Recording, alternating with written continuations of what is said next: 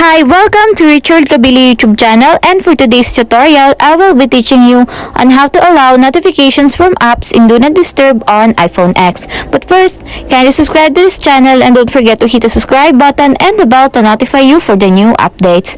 And let's start. Using your iPhone X from your home screen, first go to Settings. Then in the Settings, scroll down and click the Focus. Then in the Focus, choose the Do Not Disturb. Then in the Do Not Disturb, click Apps under the Notifications.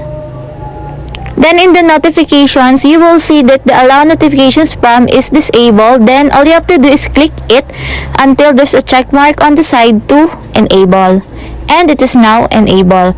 And that's it. We have successfully allowed notifications from apps in Do Not Disturb on iPhone X. If you have a question, kindly comment down below and don't forget to hit the subscribe button and the bell to notify you for the new updates. And thank you for watching!